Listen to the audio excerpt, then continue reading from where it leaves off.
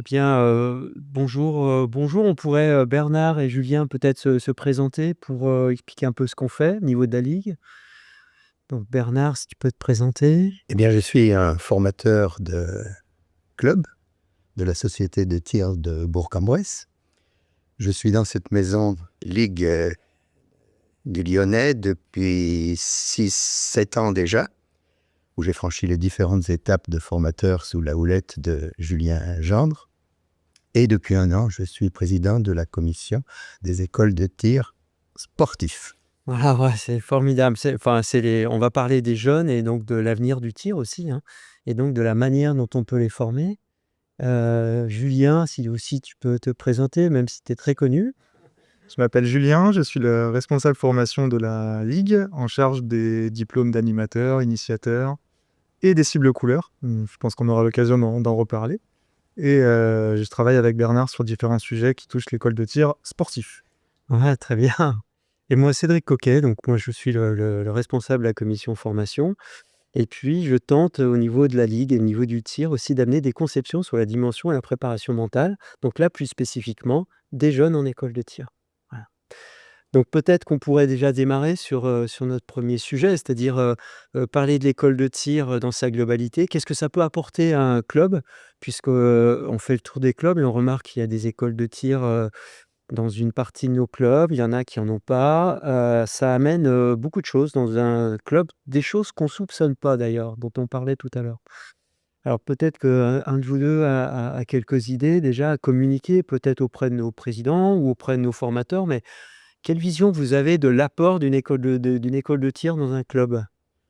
Alors tout d'abord, c'est très important à l'égard de nos partenaires, que sont les municipalités, au-delà le département et même la région, quand il s'agit de la Ligue.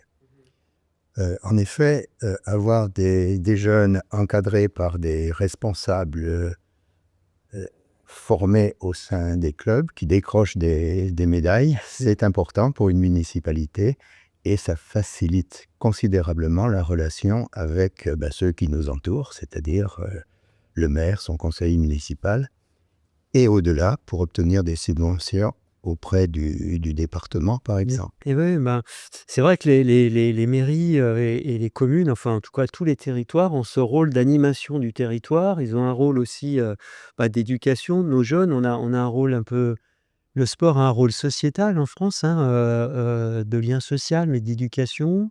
Et c'est vrai que nous, dans les écoles de tir, ben, la sécurité, la pédagogie, on a beaucoup de choses qui peut vraiment aider nos jeunes à se développer, à être des belles personnes, on va dire. Et nos clubs de tir, peuvent être structurés autour des cibles couleurs et d'autres choses.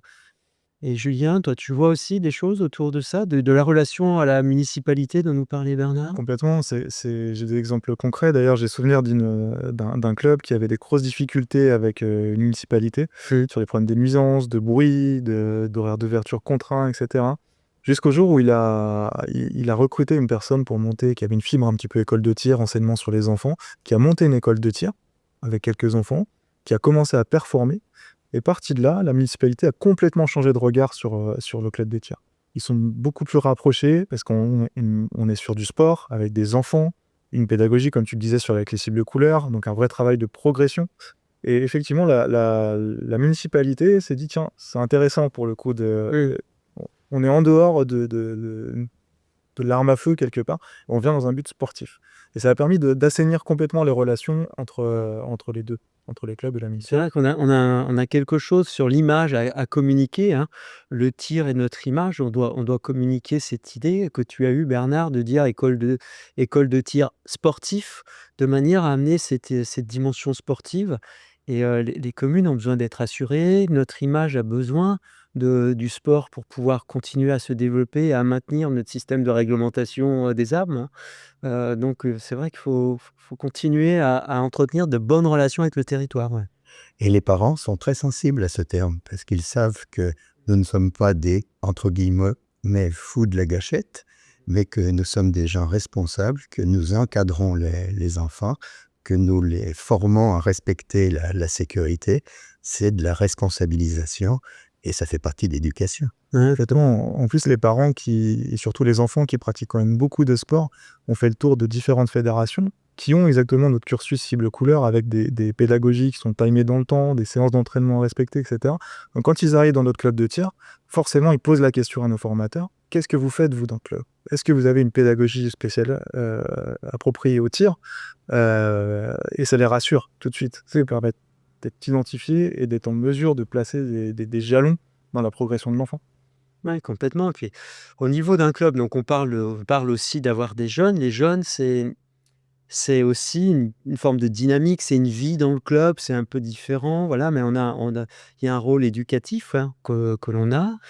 D'ailleurs, tu avais développé quelque chose sur la perlocolation? Comment tu Oui, expliques? sur la percolation, ce sont tous les avantages que présente l'école de tir au sein du club. Parce que, évidemment, on s'occupe des jeunes, mais il faut des encadrants. Et ces encadrants débordent bien sûr du cadre de l'école de tir pour s'occuper des nouveaux arrivants au sein du club, avec les premiers pas, les premières règles de sécurité, les premiers gestes, les premières positions, c'est-à-dire la technique de la cible blanche, par exemple. Et justement, pardon, excuse-moi, je te Vas-y. ouais, justement par rapport à ces formateurs, c'est que c'est un peu le pivot essentiel, comme tu dis, du club de tir. Est-ce que toi qui es, tous les jours au club, qui est investi dans le cadre de l'école de tir, est-ce qu'on aurait un profil type d'une personne, qui serait en mesure d'être ce fameux pivot? Oui. D'abord, cette personne doit être convaincue, disponible et avoir un certain sens des relations humaines. Relations humaines pour encadrer les jeunes, relations humaines pour discuter avec les parents, pour inspirer aussi confiance avec les parents, pour négocier au sein du club avec le comité directeur, pour obtenir les moyens. Comité directeur et président qui sollicitera peut-être la Ligue à un certain niveau pour avoir une aide à projet. Donc c'est un profil très, très ciblé. Et en plus, il faut pouvoir, pour cette personne, entraîner un groupe qui petit à petit va se former et constituera l'encadrement d'abord de l'école et ensuite du club.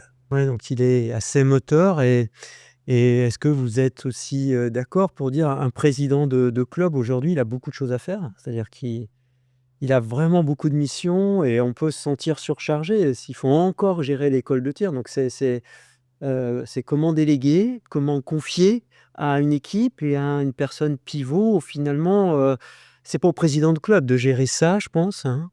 Non, on ne peut pas surcharger les tâches du président qui sont considérables. En fait, un président gère une entreprise. Donc, on ne peut pas lui mettre des problèmes supplémentaires où il verra des petits qui vont courir dans le club, des parents qui vont être un peu exigeants comme des parents d'élèves. Non, il faut absolument qu'il délègue, mais qu'il ait une relation absolument de confiance avec cette personne et que le président contrôle aussi cette personne, parce que dans toute délégation, bien sûr, il y a un contrôle. Trop, bien sûr. C'est un vrai travail d'équipe, en fait. On fonctionne en binôme, si je C'est dans le milieu indissociable quelque part. indissociable.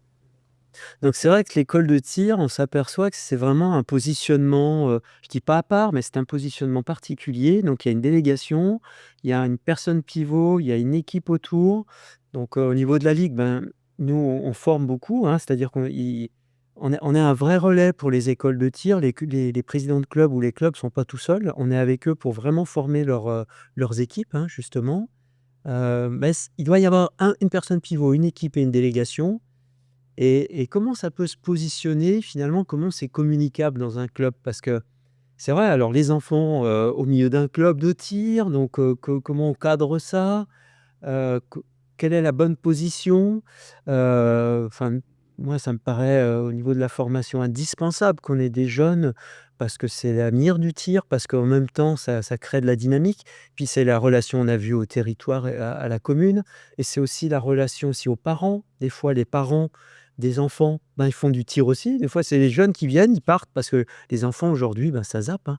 C'est-à-dire qu'ils font plein de choses et en fait, des fois, c'est les parents qui s'inscrivent après.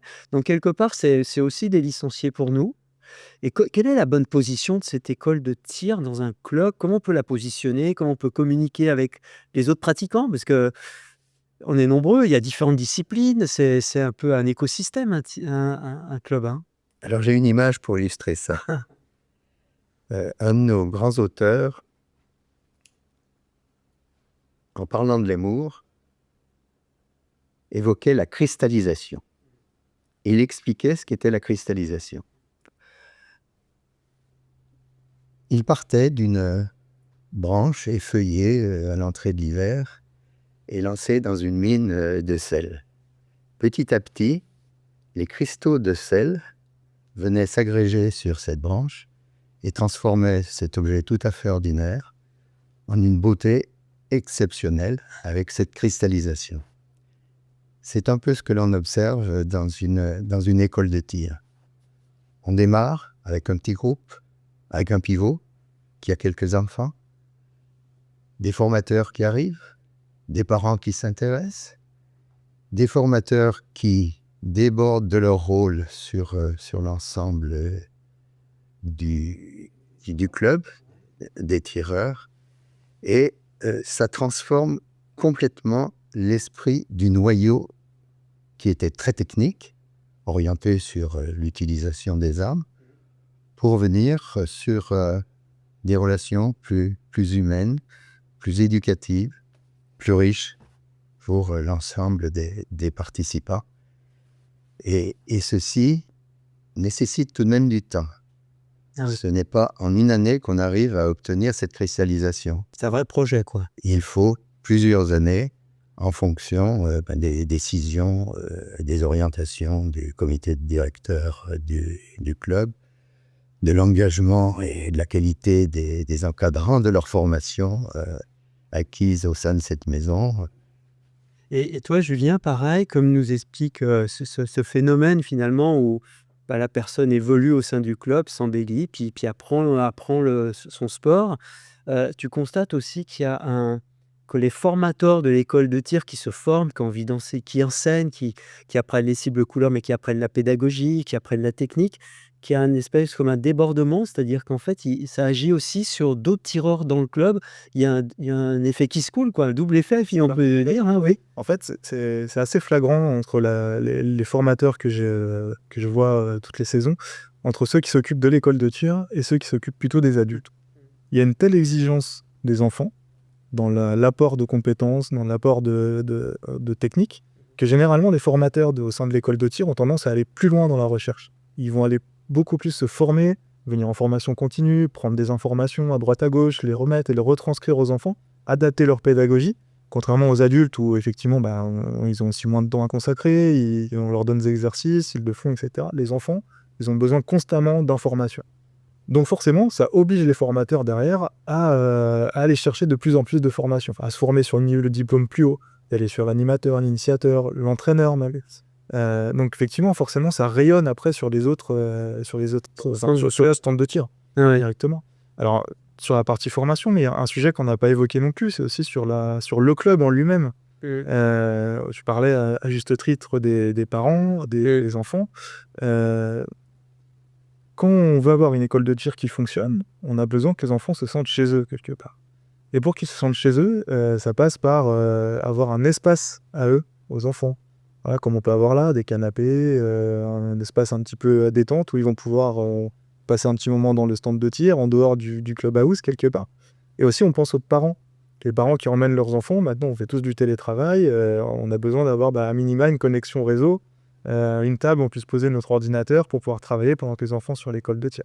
Voilà, c'est peut-être en dehors de la... Non, je pense que, ouais, ce que tu dis, c'est très important parce que ça veut dire que, alors quand on est président, comme tu dis Bernard, c'est vrai que ça fait beaucoup de choses à faire.